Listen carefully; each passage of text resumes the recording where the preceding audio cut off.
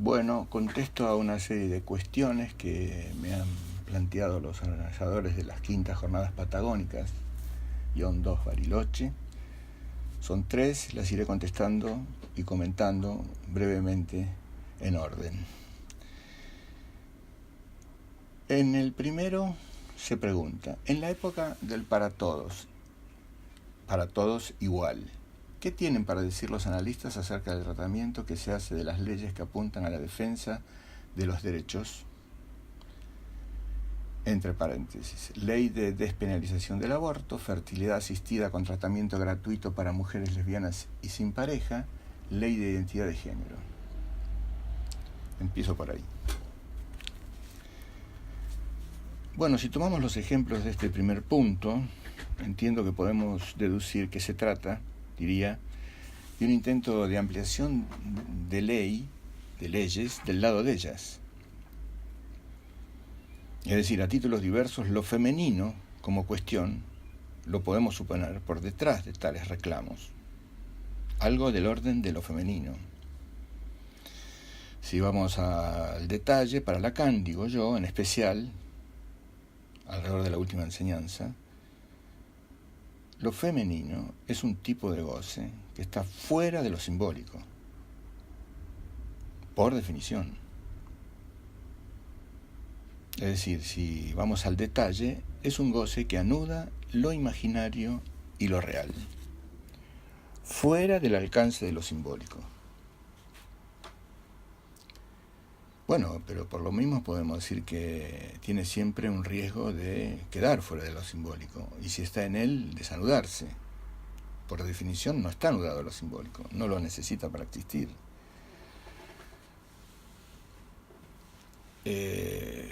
Notemos que en los intentos de ampliación de derecho, notémoslo, se destaca la palabra ley, ¿no?, que antecede todos esos reclamos. Fíjense que se trata de, ley de despenalización, ley de fertilidad, ley de identidad. ¿Por qué no leer eso como un intento de ampliación del derecho, con este planteo que hago en este momento, a que lo femenino pueda tener garantías de anudarse a lo simbólico? Sin duda, en fin, tales manifestaciones pueden ser tomadas como síntomas, ¿por qué no? Es decir, indicativas de que hay algo que no anda. Ahora, el tema es, ¿qué es lo que no anda? Es decir, estas denuncias, ¿qué denuncian? Entiendo, con esta lectura, que denuncian más y más el riesgo creciente de que lo femenino se desanude o no logre anudarse. Y esto en función de los efectos ligados a la sociedad que hemos llamado, ¿no?, vehiculizada por la ciencia. Me parece más claro caracterizar así la cosa, por lo menos para mí, que apelar, una vez más, a tratar lo social con la noción de los 4 discursos. Es que si uno está tratando de ubicar, si estamos tratando de ubicar un goce imaginario real, los 4 discursos tienen un problema evidente, y es que en ellos no está lo imaginario. Huelga por su ausencia. Es decir, los 4 discursos corresponden a una época de la enseñanza de Lacan, donde él ejerce al máximo el ideal científico, ¿no?, de alcanzar lo real por lo simbólico, pero excluyendo lo imaginario. Es básico para una actividad con una posición de la ciencia moderna. Pero ese intento deja el goce femenino afuera. Ya que en ese goce sí está lo imaginario. Recordemos que la letra, el ideal científico, sin duda, hacer de los significantes y toda su propiedad de introducirnos al sentido, ir hacia una letra, justamente para excluir el sentido, es decir, lo imaginario. Entonces, diría, se puede así entender que estos reclamos no son sino de fondo por los efectos de la ciencia moderna. ¿No? Cada vez que hablemos de la ciencia, tal vez podamos hacer resonar esta cuerda. La ciencia desanuda lo femenino. Ahora bien, ¿cómo piensa Lacan, ¿no?, que un goce que por definición está fuera de simbólico se anudaría a él? ¿Cómo lo piensa? Aquí talla la idea última de Lacan sobre el síntoma o sintoma. Es que lo femenino para Lacan está fuera de lo simbólico, sí, pero no fuera del síntoma. Y tal vez eso, diría yo, que es lo que está pasando. Es decir, que la modernidad afecta al síntoma en su capacidad de anudar goce imaginario real. Así que cuando hablamos de decadencia del nombre del Padre, quizá un paso más es ahora decir, señores, empecemos a indagar la decadencia del síntoma como aquello que según Lacan debería anudar lo imaginario de lo femenino y su real. Es que para Lacan, ¿no es cierto?, hay chances en ellas de anudarse a lo simbólico vía un síntoma, es la condición. Si en ellos el mismo está constituido, lo leo esto, ¿no? Si está constituido en ellos, bueno, las chances de hacer su trenza, como dice Lacan, son altas, y tomar un síntoma de otro cuerpo para hacer lo propio y funcionar con ese síntoma y sus efectos de consistencia en lo imaginario nítidamente. Entonces bastaría con que tome un síntoma de otro cuerpo como para encontrar un anudamiento posible a lo simbólico. Pero si no existe del lado de ellos el síntoma, estoy exagerando, si habría una decadencia del mismo, como se ve en casos clínicos, y cada vez más, bueno, ¿qué va a pasar con ellas? Por supuesto, pueden reemplazar a los hombres, y que funcionen otras cosas como síntomas, siempre tomados de otro cuerpo. Por eso, no sé, no me alarmaría tanto por las feministas fundamentalistas.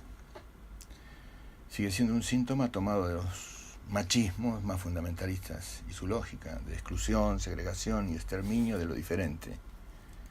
Así que si toman de los peores fundamentalistas machistas ese síntoma para armar el propio, bueno, va a ser un feminismo que va a producir un poco de escozor.